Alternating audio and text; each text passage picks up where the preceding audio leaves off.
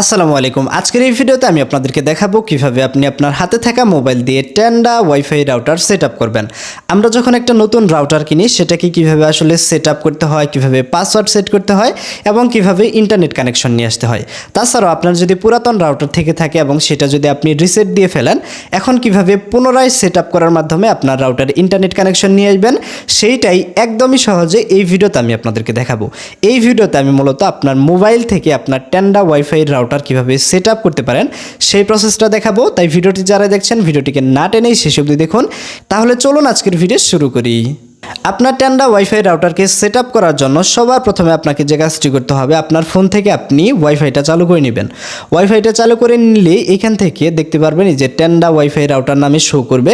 আপনি সিম্পলি সেটার সাথে আপনার ফোনকে কানেক্ট করে নেবেন। দেখতে পাচ্ছেন এখান থেকে আমাদের কোনো প্রকার পাসওয়ার্ড লাগেনি, বাট যদি আপনার পাসওয়ার্ড চায় তাহলে রাউটারের পিছনেই দেখতে পারবেন পাসওয়ার্ড লেখা থাকে। দেন আপনি এখান থেকে আপনার ফোন থেকে চলে আসবেন গুগল ক্রোমে। ক্রোম দিয়ে করলে আমি যেরকম দেখাচ্ছি ঠিক এরকমই আসবে। তো ক্রোমে আসার পর এখান থেকে সিম্পলি সার্চ অপশন চলে যাবেন এবং এইখান থেকে 192.168.0.1 ভালো করে দেখবেন, কোনো প্রকার স্পেস দেওয়া যাবে না। কোনো প্রকার স্পেস না দিয়ে 192.168.0.1 এইটা লিখে সিম্পলি আপনি এন্টারে ক্লিক করবেন। ক্লিক করলেই দেখতে পাচ্ছেন এখান থেকে আপনার টেন্ডা ওয়াইফাই রাউটারের অ্যাডমিন প্যানেলে আপনাকে নিয়ে আসবে। এই জায়গায় দেখতে পাচ্ছেন প্রথমে একটা অপশন রয়েছে কানেকশন টাইপ। এই জায়গা থেকে দেখতে পাচ্ছেন পিপিওই, এইটা আপনাকে সিলেক্ট রাখতে হবে। যেহেতু আমরা ব্রডব্যান্ডের সাথে আমরা ওয়াইফাই রাউটার কানেক্ট করি, সেজন্য অবশ্যই আপনার পিপিওই এইটাই সিলেক্ট থাকবে। দেন এখান থেকে দেখতে পাচ্ছেন ইউজার নেম এবং পাসওয়ার্ড।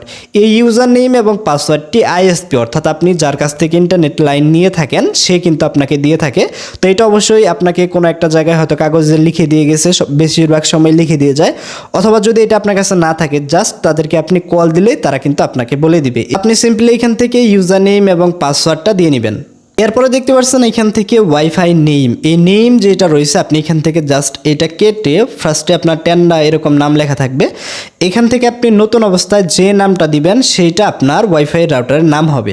এরপর দেখতে পাচ্ছেন ওয়াইফাই পাসওয়ার্ড, এই পাসওয়ার্ডের জায়গায় আপনি নতুন যেই পাসওয়ার্ডটি সেট করবেন সেই পাসওয়ার্ড দিয়ে আপনার ওয়াইফাই কিন্তু কানেক্ট করতে হবে। তো সিম্পলি এখান থেকে নতুন একটা মিনিমাম 8 ডিজিটের একটা পাসওয়ার্ড তৈরি করে নেবেন।